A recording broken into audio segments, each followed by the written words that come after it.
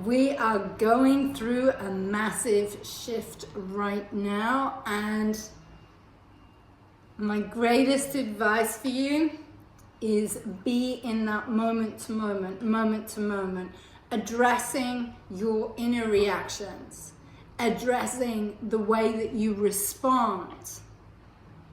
As if you're in this fear response, then you're going to get more of that, and you're going to feed exactly what you don't want.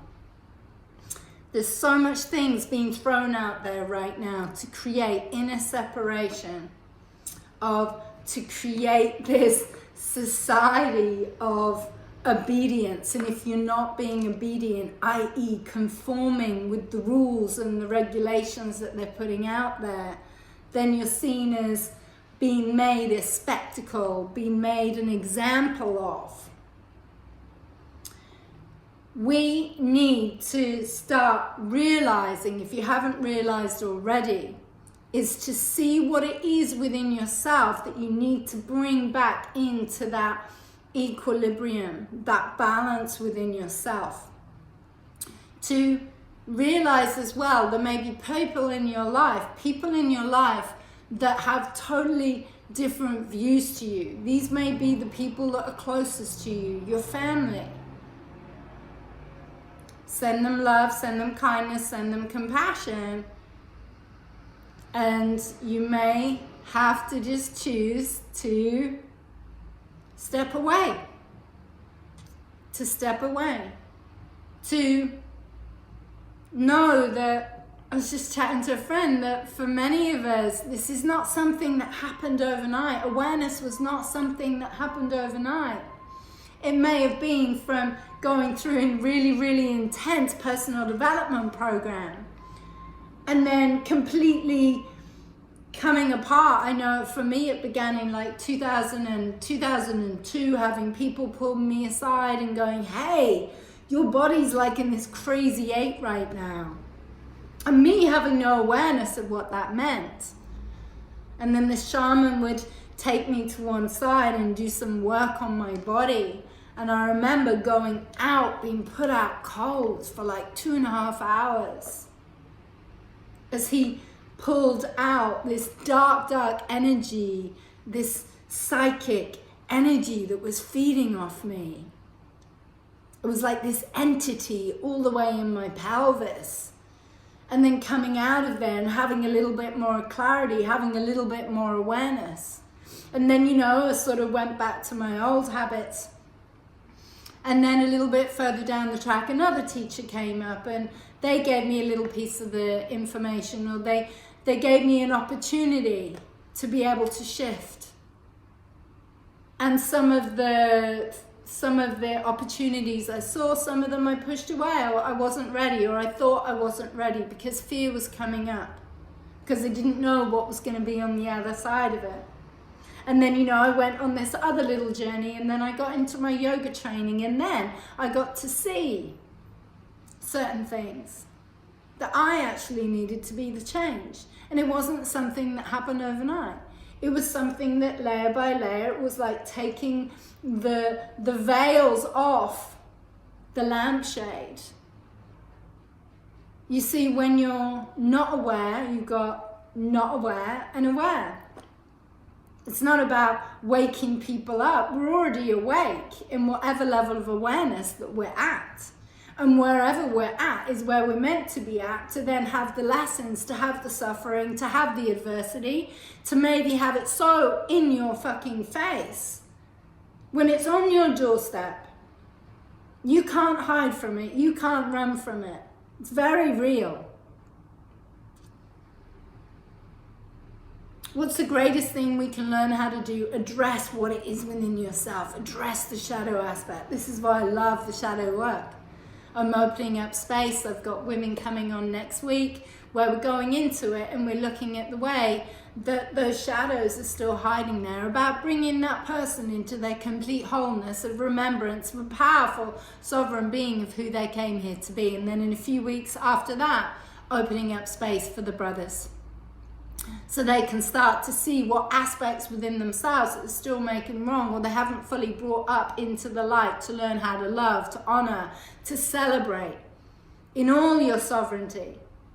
And then realizing the more and more you unplug from that, you start to realize that you have the power, that you have the ability to be able to change your resonance, change your vibration, to be able to heal your own body. Many of us that are on this path, that are here, that are leading away and guiding others how to heal themselves, as we are charging again ahead and time is speeding up and everything's like so fast. We've been at that point of complete adversity, people laughing at us, people ridiculing us, and it's going to increase, it's going to increase.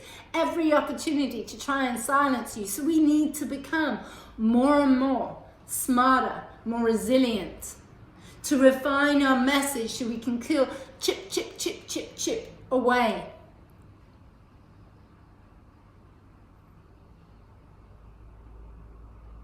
It's a powerful time. I see it as a magical time out there. And yes, some people may not have that level of awareness. They may not have that awareness right now, and they may need to have more suffering. And they may need to have more pain in their body that forces them into a place where they start to go, whoa, I actually need to see that the change is not outside of me, it's inside of me. I'm actually being my greatest enemy, and my nervous system is attacking itself. My immunity is attacking itself because I'm not listening to the signals. I'm not listening to the warning. When I get tired, I'm then like putting more and more coffee down into my body, or I'm having soft drinks to stay awake, or energy drinks to stay awake.